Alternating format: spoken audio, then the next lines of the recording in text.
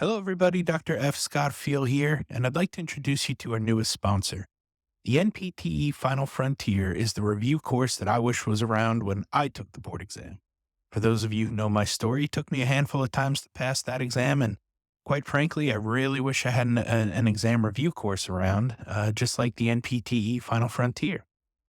Check out their website, npteff.com, and use the code HET at checkout for 10% off to all of our listeners and fans. Hello, everybody, and welcome to another Teach Me Something Tuesday episode of the Healthcare Education Transformation Podcast. I'm your host, Dr. F. Scott Feil. And today's Teach Me Something Tuesday kind of stands up for lectures. They often get a bad rap. And if you remember, we recently talked about how learning used to occur from sage on a stage point, right? Where the professor or teacher would be up at the front of the room, talking through their lecture or their slideshow or whatever it may be, and students were there feverishly trying to take notes. And it was you were just being taught at, you were being talked to, right? It was passive learning. There wasn't a whole lot to do there, except for sit there and take notes, right? I think the downside to that is that lectures kind of get a bad rap because a lot of studies have shown that active learning is much more effective, that there's other teaching techniques that are much more effective than lecturing. And even textbooks and reading, if done correctly, can be more beneficial than lecture. However, I am here to tell you that lectures cannot be discounted completely because there are still some good uses for it and some ways to interject things into lecture that make them beneficial.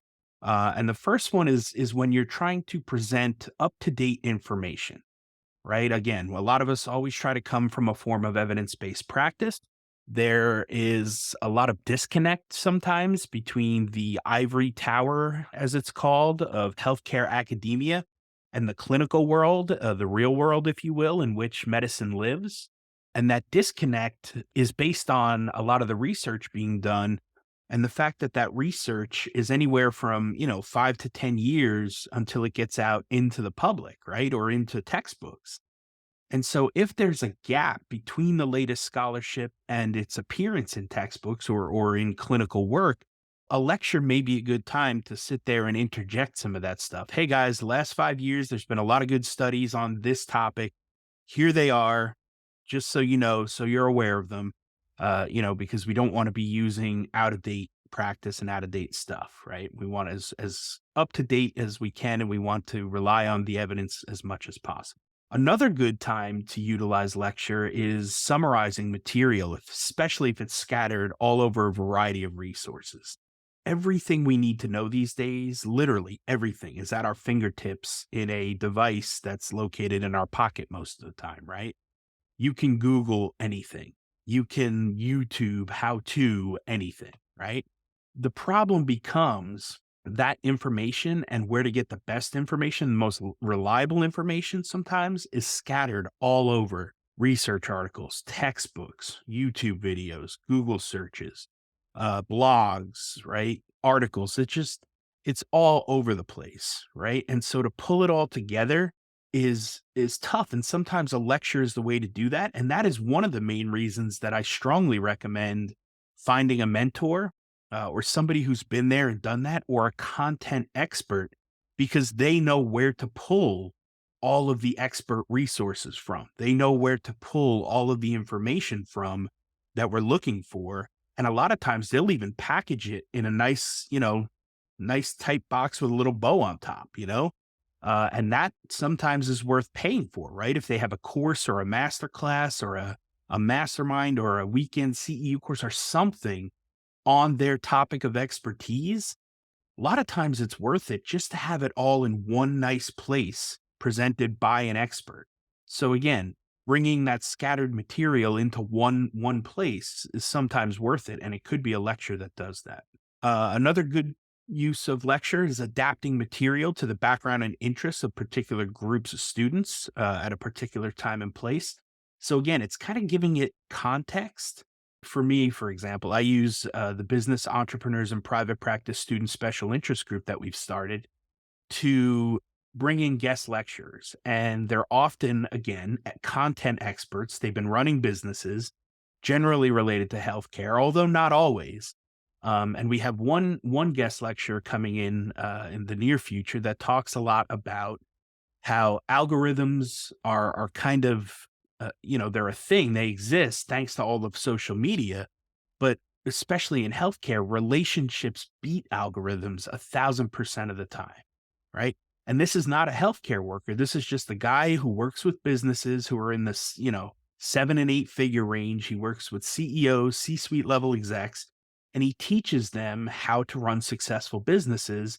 And most of it is based around relationship building. So yeah, we can use social media and we can use digital marketing and we can use advertising to get people in our doors, right, to come see us, but it's the relationships we make and how we make them with people that really matters, right? So again, it's taking this relationship building topic, right, and giving it context within the healthcare field and showing how to create those relationships with patients, with prospects, with leads, with people that may become patients, with people that may never become patients, right?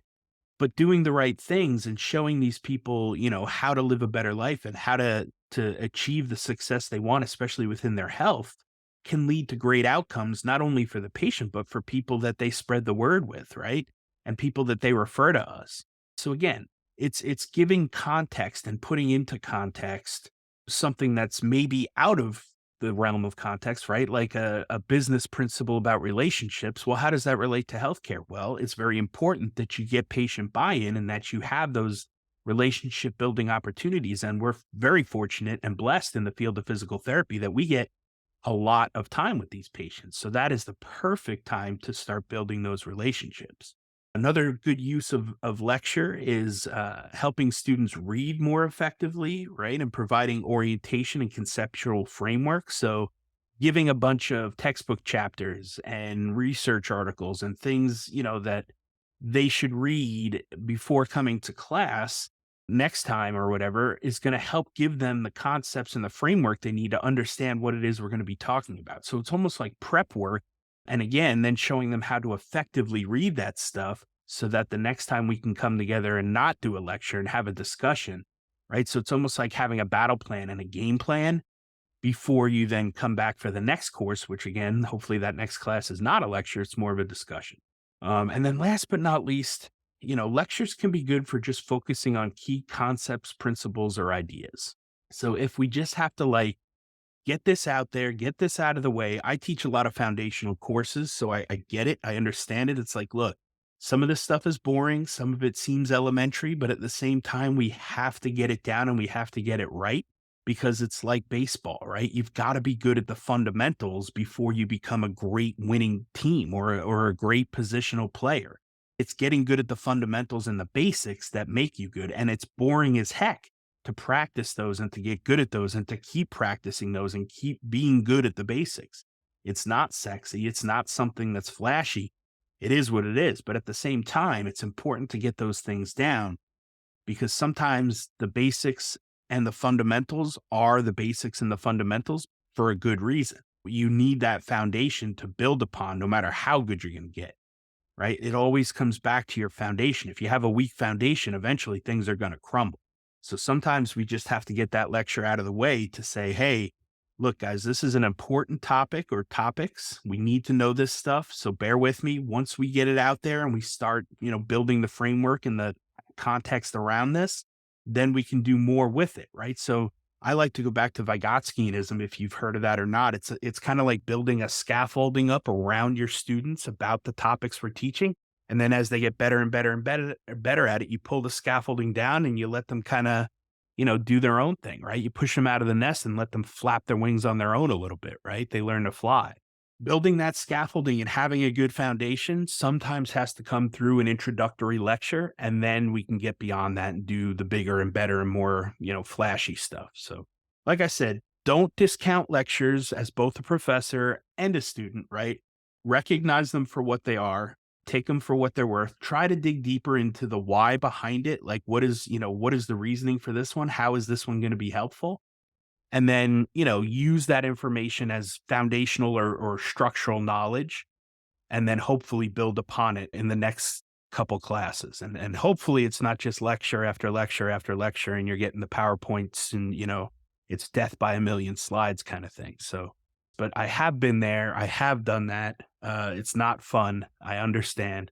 But sometimes you just got to get through that stuff and find ways to make it interesting or, make it helpful to you and your plans and what you want to do. So hope that was helpful. And like I said, don't totally write off the lecture. Keep it in mind that there sometimes is a need for it, right? It's a necessary evil. But, you can take the information that you garnered from the lecture. And if it's just not going to work and change any, try to change it on your own, right? Try to come up with your own techniques and ways to learn the information beyond just lecture after lecture after lecture. So hope that was helpful. And we will see you on the next one.